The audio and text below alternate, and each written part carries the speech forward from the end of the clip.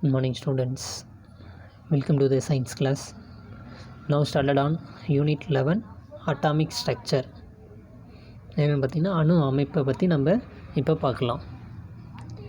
We have learned Dalton atomic theory and J.J. Thomson model in class 8th.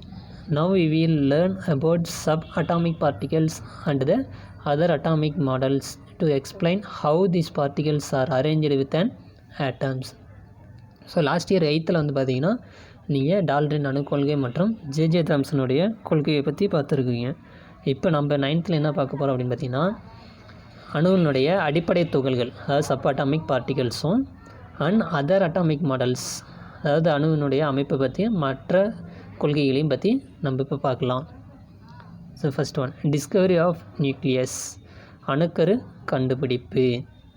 In 1911, Lord Rutherford, a scientist from New Zealand, performed his famous experiment of bombarding a thin gold foil with very small positively charged particles called alpha particles.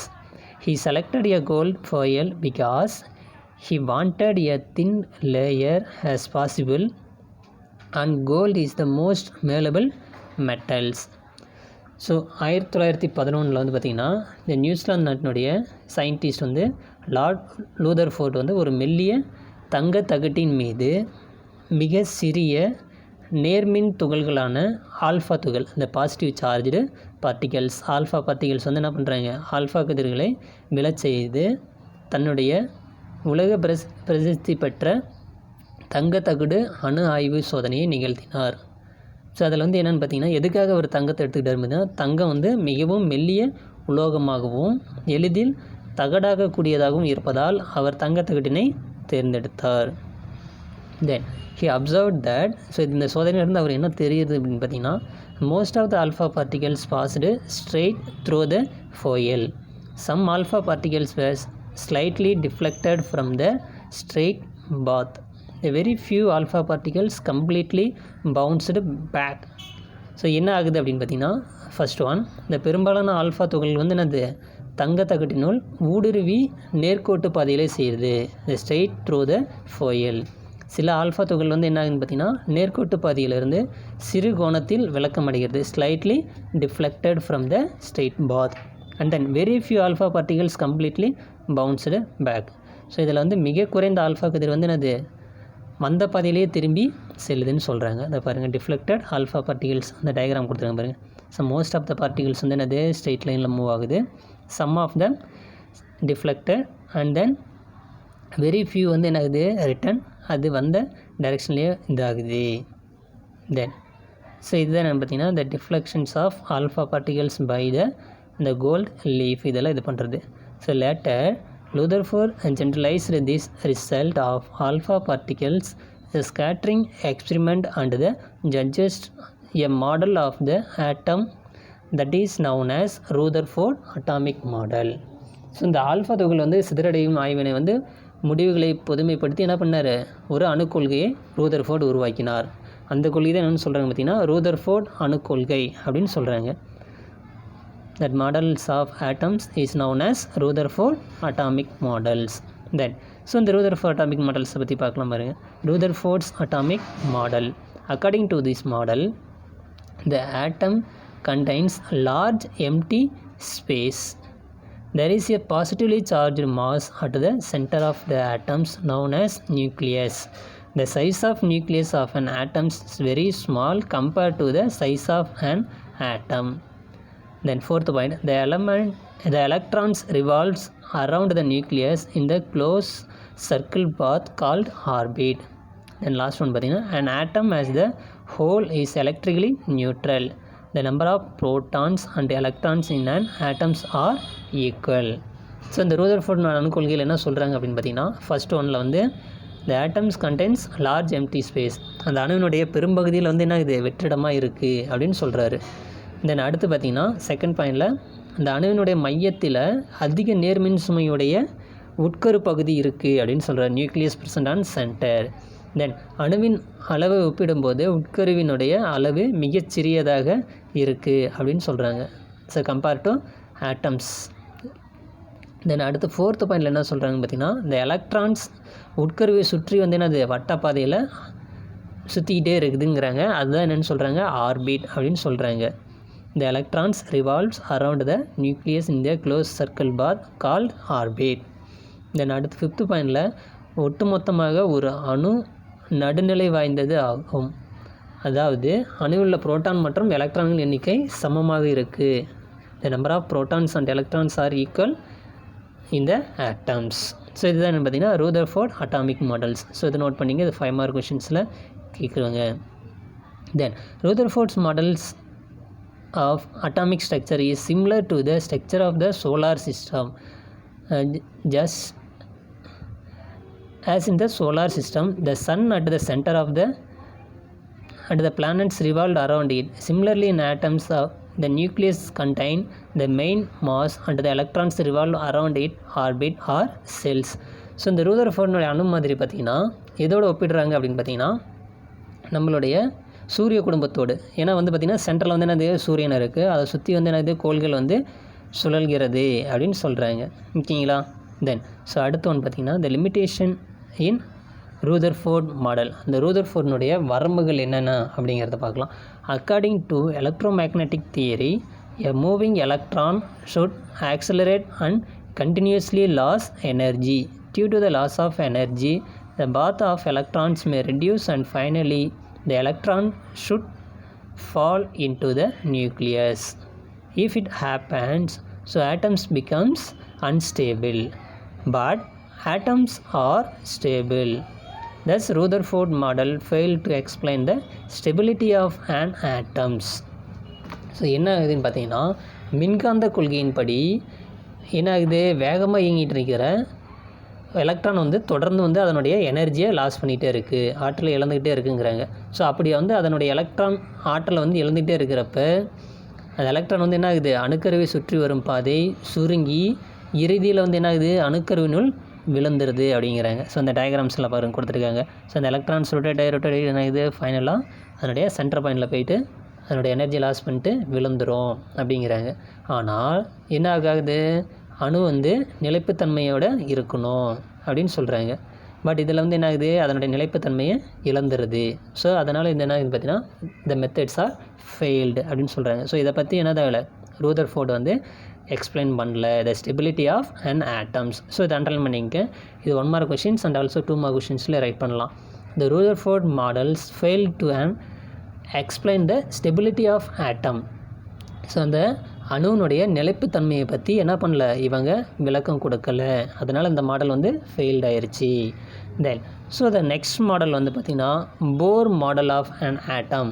So அடுத்ததாக யார் வராங்க பார்த்தீங்கன்னா போர் அப்படிங்கிறவர் வந்து அணுவினுடைய அமைப்பை பற்றி சொல்ல வர்றாரு. இன் 1913 Niels Bohr tennis physicist explained the causes of the stability of an atom in a different manner.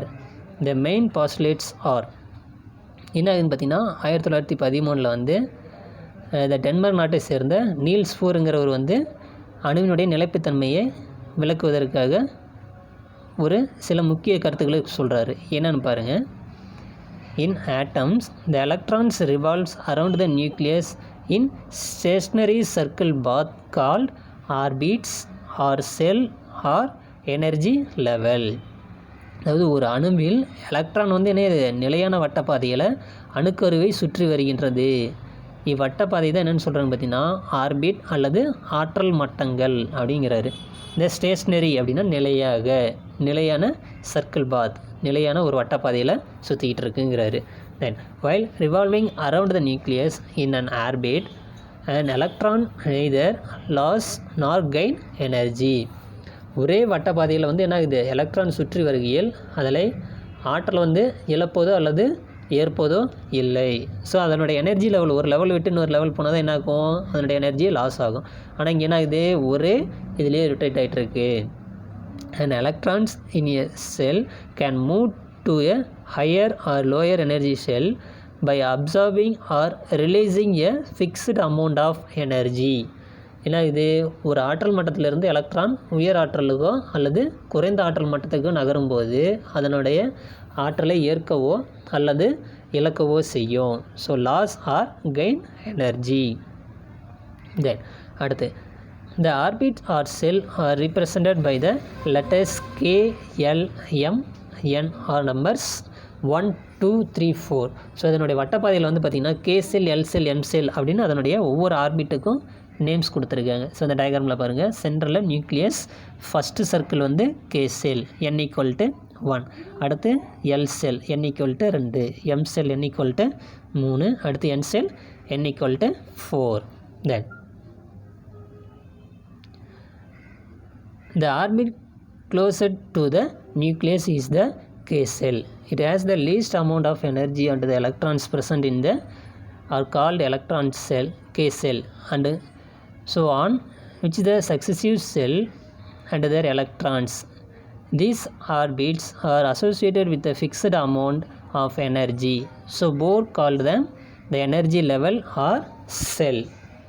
So இதிலிருந்து என்ன ஆகுது, அந்த உட்கருவினுடைய அருகாமையில் இருக்கிற செல்லு தான் வந்து என்ன பார்த்திங்கன்னா கே செல் அப்படின்னு சொல்கிறாங்க. அந்த லீஸ்ட் அமௌண்ட் ஆஃப் எனர்ஜி, இதில் வந்து என்ன ஆகுது, குறைந்த ஆற்றலை உடையது. ஸோ அடுத்தடுத்து போகிறப்ப பார்த்திங்கன்னா உயர் ஆற்றல் மட்டங்கள் போகிறப்ப எல் செல், எம் செல், அந்த என் செல் அப்படிங்கிறது மூவ் ஆகும். ஓகேங்களா. தென் அடுத்து பார்த்திங்கன்னா the limitations of Bohr model.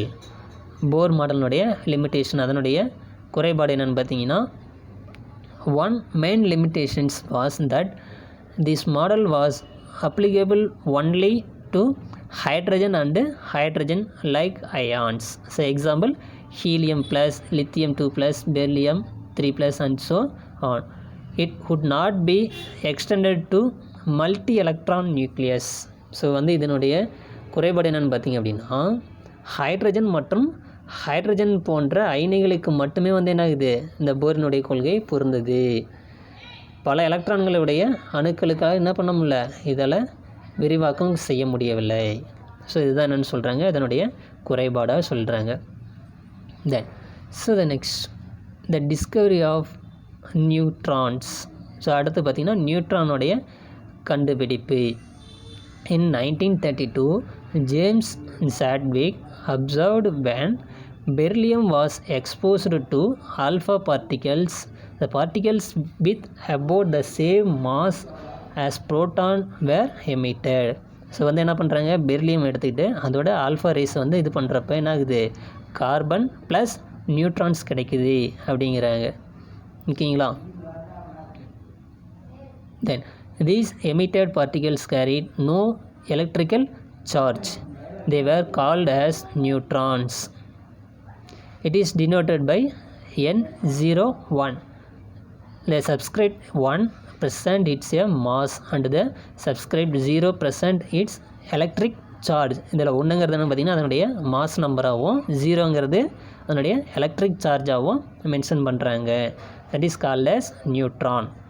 Then so இந்த நியூட்ரானுடைய ப்ராப்பர்ட்டிஸ் பாருங்கள், ப்ராப்பர்ட்டிஸ் ஆஃப் நியூட்ரான். ஸோ என்னென்ன ப்ராப்பர்ட்டிஸ் பார்த்தீங்கன்னா, this particles was not found to be deflected by any magnetic or electric field, proving that it is electrically neutral. இந்த துகள் வந்து என்னது, மின் அல்லது காந்தப்புலத்தினால் விளக்கமடைவதில்லை. எனவே இது ஒரு மின்சுமையற்ற நடுநிலையான துகள் அப்படிங்கிறது, electrically neutral. Its mass is equal to 1.676 in 10⁻⁻24 gram. So 1 AUமுக்கு ஈக்குவல் அப்படிங்கிறாங்க. இது அண்டர்லைன் பண்ணிக்கோங்க. Its mass is equal to 1.676 in 10⁻⁻24 gram. So that's the properties of neutrons. So note பண்ணிங்க, இது 2 mark questions. Write the properties of neutrons கேட்கலாம். Then so the next one is பார்த்திங்கன்னா the characteristics of fundamental particles. So அடிப்படை துகள்களுடைய பண்புகளை பற்றி பார்க்கலாம். An atoms is built by of a number of subatomic particles. The 3 subatomic particles of great importance in the understanding the structure of an atoms are electron, proton and neutrons. So ஒரு atoms வந்து இதாகணும் அப்படின்னா என்ன பண்ணணும், அதுக்கு நியூக்ளியஸில் electrons, proton and neutrons இருக்கணும். This properties of which are given இந்த டேபிள். ஸோ இந்த டேபிளில் காலம் பாருங்கள், அதனுடைய பார்ட்டிகல்ஸ் எலக்ட்ரான், அதனுடைய சிம்பிள் கொடுத்துருக்காங்க, அதனுடைய சார்ஜஸ் ஆஃப் யூனிட்ஸு, அதனுடைய மாஸ் எவ்வளோன்னு கொடுத்துருக்காங்க பாருங்கள். 1 AMல இன்னொன்று கிராம்ஸில் கொடுத்துருக்காங்க. ஸோ இதை நோட் பண்ணிங்க. மாதிரி கொஷின்ஸில் வரும். Electron, proton and neutron. There are two structural part of an atoms, the nucleus and the empty space which there are imaginary part called orbit. So இதில் பார்த்தீங்கன்னா 2 பார்ட் சொல்கிறாங்க ஸ்ட்ரக்சரில் வந்து பார்த்தீங்கன்னா. ஒன் இஸ் நியூக்ளியஸ், அதனுடைய சென்டர் பகுதியில் இருக்கிறது nucleus. உட்கருவில் வந்து என்னென்ன இருக்குன்னு பார்த்தீங்கன்னா புரோட்டானும் நியூட்ரானும் இருக்குது. Contains proton and neutrons. So அதனுடைய வெளிவட்ட பாதையில் அந்த ஆர்பிட்டில் பார்த்தீங்க அப்படின்னா the electrons revolved in the orbits or cell. ஓகேங்களா? Then that's a structures of and atoms. So இதை பார்த்துங்க. இதை வச்சு தான் நம்ம என்ன பண்ண போகிறோம் பார்த்தீங்கன்னா ஃபைனலாக ஃபர்தராக ரிட்டர்ன் வரக்கூடிய இதில் இந்த எலக்ட்ரானிக் கான்ஃபிகரேஷன்ஸ் வச்சு ஒரு ஆட்டம்ஸனுடைய ஸ்ட்ரக்சரை நம்ம ட்ரா பண்ணோம். இந்த மெத்தடை வச்சு நம்ம ட்ரா பண்ணோம். Then so the next ones nucleus. The protons and neutrons continuously called nucleus are found in the nucleus of an atoms. ஒரு அணுவினுடைய உட்கருவில் வந்து என்ன இது புரோட்டான் மற்றும் நியூட்ரானுடைய கூட்டாக இருக்கிறத என்னென்னு சொல்கிறாங்க? நியூக்ளியான்ஸ் அப்படின்னு சொல்கிறாங்க. தென் அடுத்து பார்த்திங்கன்னா ஆர்பிட்.